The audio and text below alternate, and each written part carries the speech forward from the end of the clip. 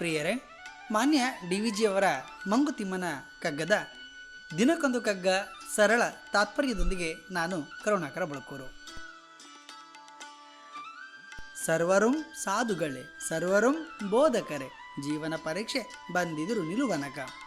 ಭಾವ ಮರ್ಮಂಗಳ ಹೇಳುವವು ಆಗ ತಳದಿಂದ, ದೇವರೇ ಗತಿ ಆಗ ಮಂಕುತಿಮ್ಮ.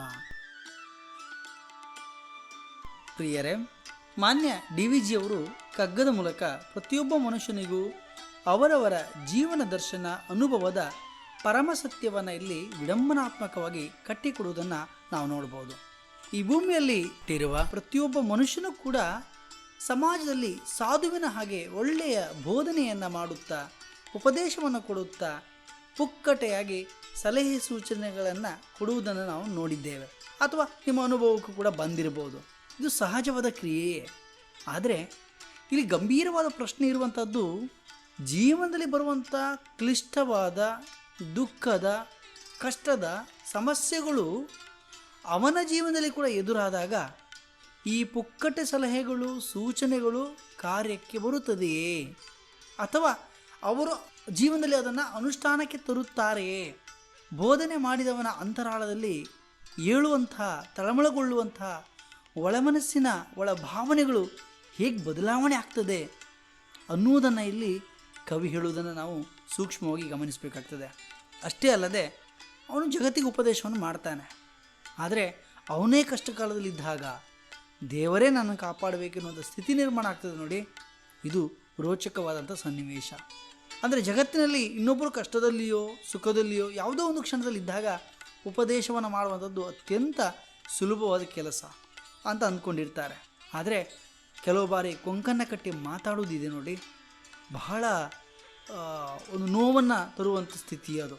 ಕೆಲಸಕ್ಕೆ ಬಾರದ ಮಾತುಗಳನ್ನು ಆಡುವ ಮೂಲಕ ಸುಮ್ಮನೆ ಆ ಸಮಯವನ್ನು ಕೊಲ್ಲುವಂಥದ್ದಲ್ಲಿ. ಒಮ್ಮೆ ಹೀಗೆ ಹಸಿದವನ ಮುಂದೆ ಒಂದು ಉದ್ದಕ್ಕೆ ಭೋಜನದ ಬಗ್ಗೆ ವಿಶೇಷವಾದಂಥ ಭಾಷಣವನ್ನು ಮಾಡಿದನಂತೆ. ಆದರೆ ಆ ಭಾಷಣವನ್ನು ಕೇಳಿದವ ಆ ವ್ಯಕ್ತಿ ಹಸಿವೆ ಅಂತ ಬೊಬ್ಬೆ ಇಡ್ಲಿಕ್ಕೆ ಶುರು ಮಾಡಿದ ಅಂತ. ಅಂದರೆ ಇಲ್ಲಿ ಹಸಿದವನ ಮುಂದೆ ಭಾಷಣವನ್ನು ಮಾಡಿ ಪ್ರಯೋಜನ ಇಲ್ಲ. ಆ ಹಸಿದವನಿಗೆ ತಂಗಳ ಅನ್ನವನ್ನು ಕೊಟ್ಟರು ಕೂಡ ಅಲ್ಲಿ ಅವನ ಹಸಿವು ನೀಗ್ತದೆ. ಅದು ಆಗಬೇಕಾಗಿರುವಂಥದ್ದು. ಅಂದರೆ ಸಾಧ್ಯವಾದರೆ ವಾಸ್ತವದಲ್ಲಿ ಯಾರು ಕಷ್ಟದಲ್ಲಿರ್ತಾರೆ ನಿಜವಾಗಿ ಅವರಿಗೆ ಒಂದು ಅಂತರಂಗದ ಶುದ್ಧಿಯಿಂದ ಸಹಾಯವನ್ನು ಮಾಡಬಹುದು. ಹಾಗಾಗಿ ಈ ಕಗ್ಗವನ್ನು ನಾವು ಅವಲೋಕನ ಮಾಡಿದಾಗ ಕಾಣಸಿಗುವಂಥ ಸಾರ, ಬದುಕಿನ ಪರಮಸತ್ಯವೇನೆಂದರೆ ಇನ್ನೊಬ್ಬರಿಗೆ ಧರ್ಮಾರ್ಥವಾಗಿ, ಉಚಿತವಾಗಿ ಸಲಹೆ ಕೊಡುವುದು.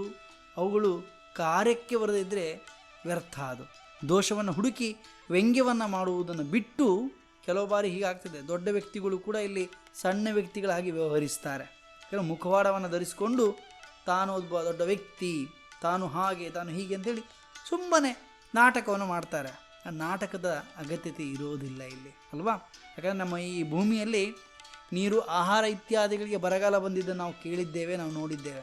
ಆದರೆ ಈ ಮನುಷ್ಯನಲ್ಲಿರುವಂಥ ಸಣ್ಣತನಕ್ಕೆ ಬರಗಾಲ ಬರಲಿಕ್ಕೆ ಸಾಧ್ಯವೇ ಇಲ್ಲ. ಈಗಲೂ ಎಂದೆಂದಿಗೂ ಕೂಡ ಈ ಸಣ್ಣತನ ಇರ್ತದೆ. ಹಾಗಾಗಿ ಅದರಿಂದ ಮುಕ್ತನಾಗಿ ಮನುಷ್ಯಲ್ಲಿ ವ್ಯವಹರಿಸಬೇಕಾದಂಥ ಅಗತ್ಯತೆ ಇದೆ. ಮೊಸರಿನಲ್ಲಿ ಕೂಡ ಕಲ್ಲನ್ನು ಹುಡುಕುವಂಥ ಮನೋಪ್ರವೃತ್ತಿಯನ್ನು ಬಿಟ್ಟು ಆತ ಈ ಜಗತ್ತಿಗೆ ಒಳಿತು ಮಾಡುವಂಥ ಮನುಷ್ಯನಾಗಿ, ಮಾನವನಾಗಿ ಬಾಳಬೇಕಾದಂಥ ಒಂದು ಅವಶ್ಯಕತೆ ಇದೆ. ಹೀಗಾಗಿ ಕೊನೆಯಲ್ಲಿ ಇನ್ನೊಬ್ಬರಿಗೆ ಪುಕ್ಕಟೆಯಾಗಿ ನಾವು ನ್ಯಾಯ, ನೀತಿ, ಧರ್ಮ ಬೋಧನೆಯನ್ನು ಮಾಡುವುದನ್ನು ಬಿಟ್ಟು ಆ ಸ್ಥಿತಿ ನಮಗೆ ಬಂದಾಗ ಆ ಮನಸ್ಥಿತಿ ಹೇಗಿರ್ತದೆ ಹಾಗೆ ಉಳಿತದೆಯೇ? ಉಳಿಯುವುದಾದರೆ ಮಾತ್ರ ನಾವು ಬೋಧನೆ ಮಾಡೋದರಲ್ಲಿ ಅರ್ಥ ಇದೆ, ಅಥವಾ ನಮಗೆ ಅಧಿಕಾರವೂ ಇದೆ. ಹಾಗಾಗಿ ನಾವು ಯಾವಾಗಲೂ ಕೂಡ ಮಾತನಾಡುವಾಗ ಇನ್ನೊಬ್ಬರ ಭಾವನೆಗಳ ನೆಲೆಯಲ್ಲೇ ನಿಂತು ಮಾತನಾಡಿದಾಗ ಆ ಭಾವನೆಗೆ ಒಂದು ಅರ್ಥ ಇರ್ತದೆ. ಅದರ ಹೊರಭಾಗದಲ್ಲಿ ನಿಂತಲ್ಲ, ಒಳಭಾಗದಲ್ಲಿ ನಿಂತು ನಾವು ಮಾತನಾಡಿದಾಗ ಆ ಸಮಸ್ಯೆಗಳನ್ನು, ಕಷ್ಟವನ್ನು ಸ್ಪಂದಿಸುವಂಥ ಒಂದು ಬೇರೆ ಬೇರೆ ರೀತಿಯ ದಾರಿಗಳಿರ್ತವೆ.